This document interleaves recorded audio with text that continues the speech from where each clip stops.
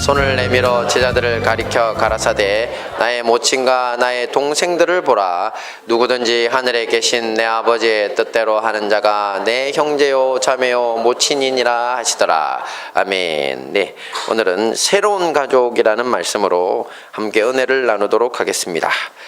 지난 몇 주 동안 보신 것처럼요, 참 이 땅의 모든 가정들의 원래 모습으로의 회복은 곧 하나님 나라의 회복과 직결되어 있습니다. 따라서 사탄마귀도 이것을 방해하기 위해 정욕과 사회철학 또 사회주의 국가체제, 동성애 등의 수단을 통해서 전방위적으로 가정을 해체해 보려고 노력하고 있다고 했습니다. 자, 우리도 이에 대항하기 위해서 오늘 역시 사탄마귀의 공격을 받는 옛 가정의 모습을 살펴보고 이 모든 것을 극복하고 새로운 가정의 모습을 만드는 비법에 대해서 함께 은혜를 나누도록 하겠습니다. 먼저 옛 가족의 모습인데요, 함께 봅니다. 시작. 질투가 살인으로. 자, 이 사건. 자, 아담과 하와는 비록 하나님의 명령을 거역하여 선악과를 따먹고 타락했지만 가정은 깨어지지 않았습니다. 하지만 그의 장남인 가인이 동생인 아벨을 돌로 쳐 죽이고 이 보복을 피하여 가족을 등지고 멀리 도망가는 비극이 생깁니다. 자, 공교롭게도 이 비극은 다른 일도 아닌 하나님께 드리는 예배가 그 발단이 됩니다.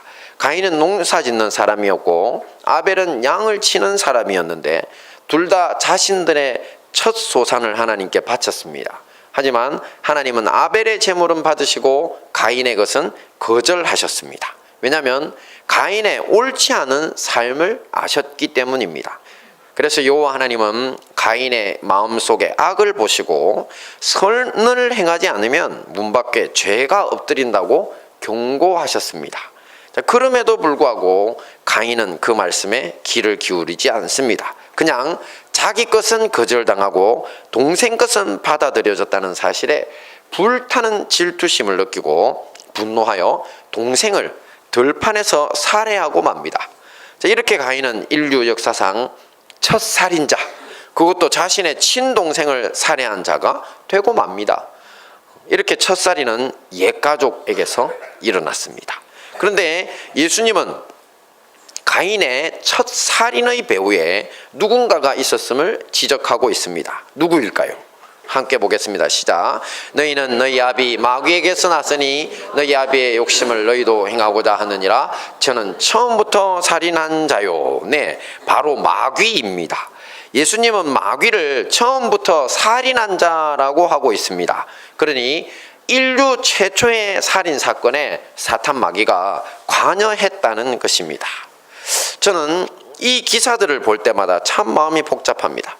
이 사건을 단순화해 보면 형제가 함께 예배를 드렸는데 예배를 마치고 나가서 형이 동생을 죽였다는 것입니다. 자, 우리가 지금 이 자리에서 함께 예배를 드리고 있지만 각자 어떤 생각을 하고 있는지는 오직 하나님 외에는 아무도 모릅니다. 사탄 마귀는 원래 전지전능한 존재가 아니기 때문에 우리 속을 알 수가 없습니다. 귀신같이 맞춘다고 하는데, 자, 어떤 때 귀신같이 맞추는지 한번 보겠습니다. 성경에 나오는 사단 마귀의 또 다른 이름이 하나 있는데요, 바알세붑입니다. 자, 바알이라고 하는 것은 주인이라는 뜻이고요, 세붑은 제붑이라고도 하는데 팔이라는 뜻입니다. 그래서 저것을 합치면 파리의 주, 아니면 파리 대왕, 이렇게 번역할 수 있습니다. 자, 쉽게 말해서 파리 중에 대왕이 누굽니까? 네, 똥파리입니다. 네, 똥파리는 동물의 대변이나 썩은 고기 냄새를 맡으면 수도 없이 몰려드는 특징이 있습니다.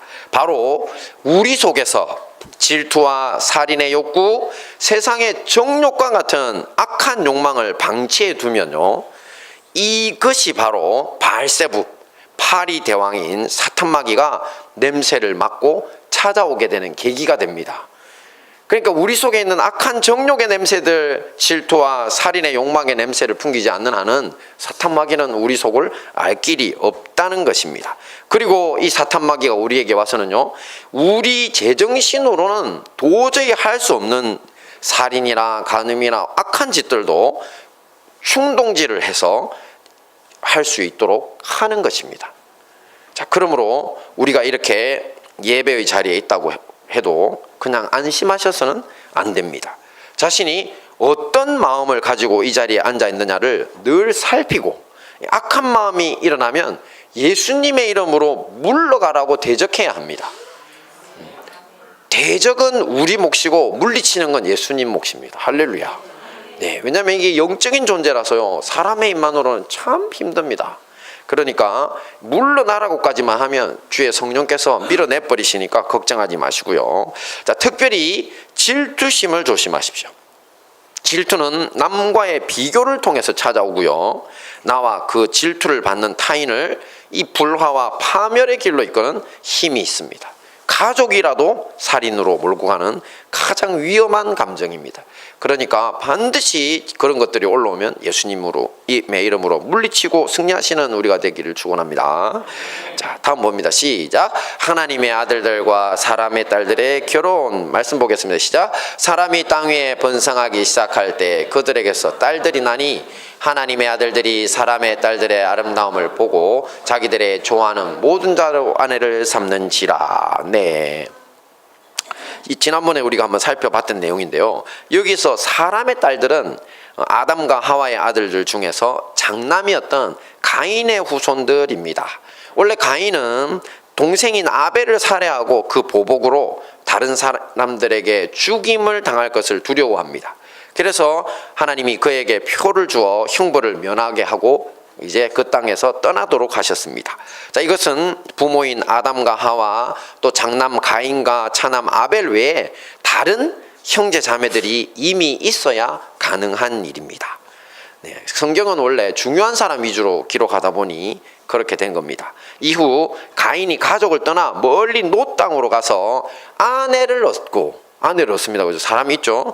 자식까지 낳고 살았던 사실도 이렇게 다른 형제 자매들이 이미 제법 있었다는 사실을 증명해 줍니다. 이후 가인에게서 자손들이 태어나고 번성하여 큰 공동체를 이루게 됩니다. 이들에게서 태어난 아름다운 딸들이 바로 성경의 사람의 딸들이라고 불리는 것입니다. 자, 그리고 하나님의 아들들은 바로 가인과 아벨을 잇는 셋이라고 부르는 아들의 후손들입니다. 함께 봅니다. 시작. 아담이 130세에 자기 모양 곧 자기 형상과 같은 아들을 낳아 이름을 셋이라 하였고, 지금 말씀을 보시면 가인 이야기 없죠? 아벨 이야기 없죠? 왜냐하면 바로 이 가인은 살인 때문에 장자로서의 자격을 잃어버렸고요, 그리고 이 아벨은 죽임을 당해서 죄 없기 때문입니다. 그래서 셋이 장자의 계보, 하나님의 아들로 불리는 사람들의 조상이 된 것입니다.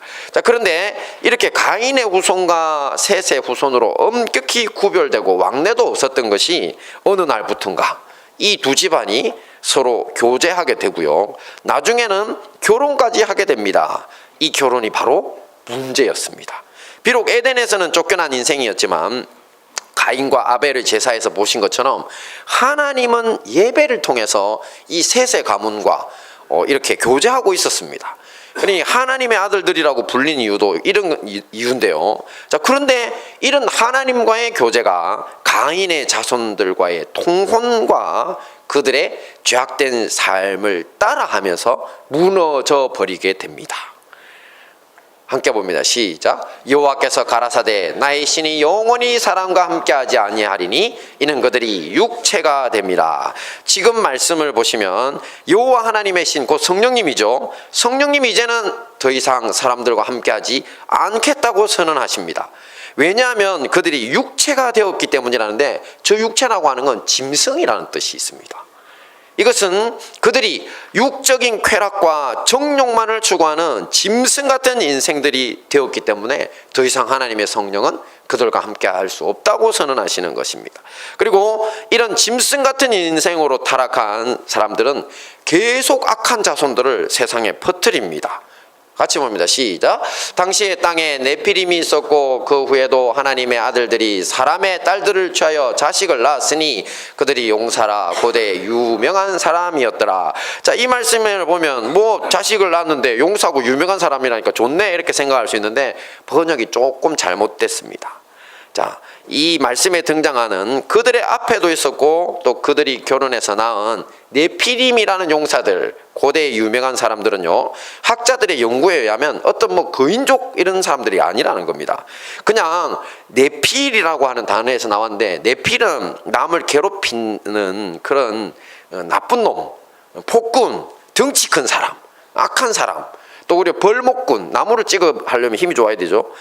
덩치 좋고 악한 사람들을 일컫는 뜻이라는 겁니다. 그러니 이 말씀에서 유명한 용사였다는 것은 좋은 뜻이 절대 아니고요, 나쁜 뜻으로, 그런 걸 악명이라고 그러죠.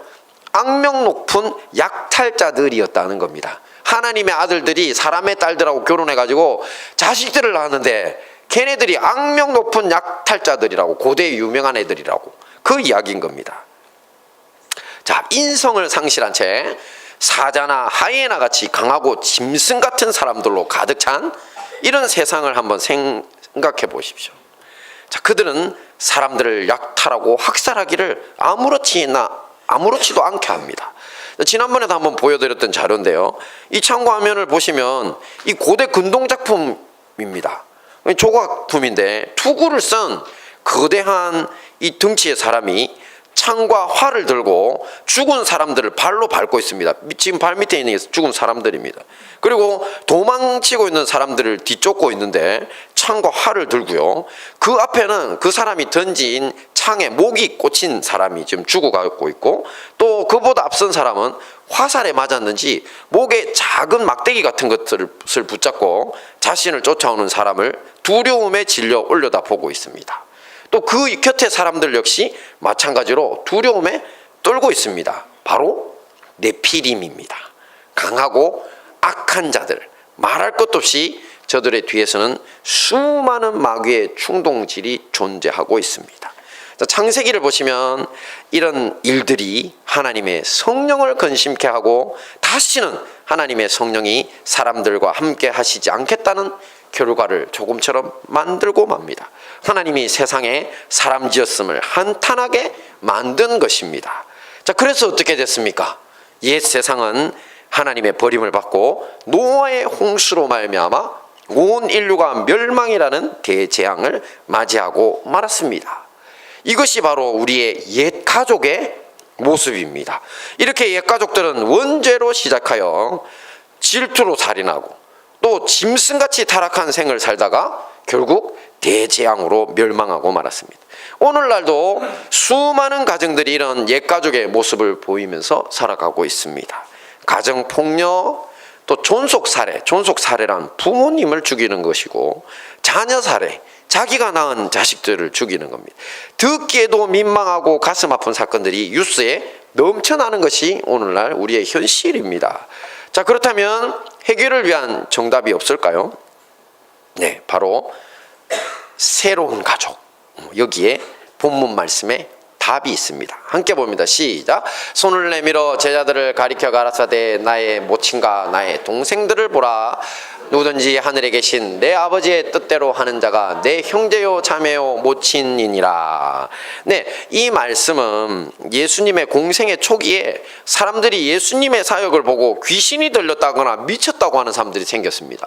왜냐하면 목수의 아들이었던 사람이 어느 날 갑자기 하나님의 아들이라고 나타나셨는데, 정말 말씀을 전하면 사람들이 꼼짝도 할 수 없을 만큼 생명의 말씀, 또 죽은 자도 일으키는 능력들이 일어나니까 한쪽에서는 침례 요한의 침례를 받았던 사람들은 메시아시다 이렇게 했는데, 반대편의 사람들은 미쳤나 보다, 귀신이 들렸나 보다, 이런 어이없는 소리를 하는 겁니다.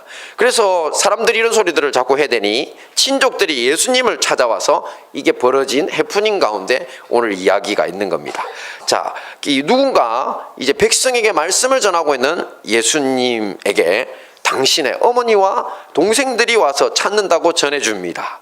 자, 그때 예수님의 대답이 조금 전 말씀 보신 것처럼 누가 나의 모친이며 형제 자매들인지 보라. 하늘 아버지의 뜻대로 행하는 사람이 내 형제요 자매요 어머니라고 이렇게 말씀하셨습니다.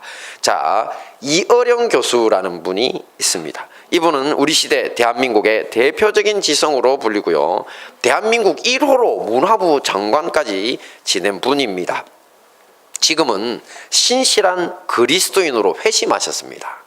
자, 따님 덕분에, 따님이 변호사, 검사, 목사 유명한 사람이었는데 암으로 그만 세상을 먼저 떠나셨거든요. 근데 그 딸 덕분에 하나님 만나게 되신 분인데요. 근데 이제 과거에는 이분이 기독교에 굉장히 비우호적이었습니다. 자, 이분이 한 번은 인문 소양을 넓히기 위해서 그랬는지 성경을 읽다가 오늘 본문 말씀을 본 것 같습니다. 그러면서 분노합니다. 아니, 그리스도가 어떻게 부모 형제를 모른 채 할 수 있느냐고. 그러면서 기독교는 인륜을 저버리는 종교라고 비난을 했습니다. 자, 여러분 어떻게 생각하십니까? 하지만 이 말씀은요, 인륜을 저버리라는 뜻이 전혀 없습니다. 오히려 옛 가족의 저주를 푸는 길로서 새로운 가족의 길을 제시하신 것입니다. 예수님이 제시하신 새로운 가족의 핵심이 바로 누구의 뜻대로 사는 거였죠? 하늘 아버지의 뜻대로 사는 것이었습니다. 자, 사람들은 모두 저마다 자기의 뜻이 있습니다. 자기 뜻 있죠? 저는 아기를 키워보니까 아이들도 지 뜻이 있어요. 그 엄마하고 맨날 싸웁니다. 자기 뜻을 이루려고. 그죠? 그리고 저마다 자기가 자기 인생의 주인이라서 어떤 일을 하든지 자신의 자유라고 생각합니다. 자, 여러분 다시 한번 회상해 보세요. 우리는 앞에서 옛 가족의 모습들을 보면서 이런 사람들이 저지른 원죄와 질투로 인한 살인, 또 정욕적 타락과 또 그 결과로서 인류 멸망의 이야기를 다 보았습니다. 이 모든 것이 다 자기가 주인이 되어서 지 마음대로 살았기 때문에 벌어진 일입니다. 물론 실상을 놓고 보면 인간은 주인도 아니었습니다. 마귀의 충동질에 놀아나는 노예일 뿐이었습니다. 예수님은 말씀하십니다. 함께 봅니다. 시작. 집주인을 바알세불이라 하였거든 하물며 그 집 사람들이랴. 집주인이 누구라고요? 바알세불, 아까 파리대왕, 똥파리, 사탄마귀입니다. 집주인이, 예수님이 우리 집주인이 사탄마귀랍니다. 네? 그러므로 새로운 인생을 사는 사람이 되고 싶다면 우선 우리 인생의 주인을 누구로 바꿔야 합니까? 맞습니다. 예수님 하나님 아버지로 바꾸셔야 합니다.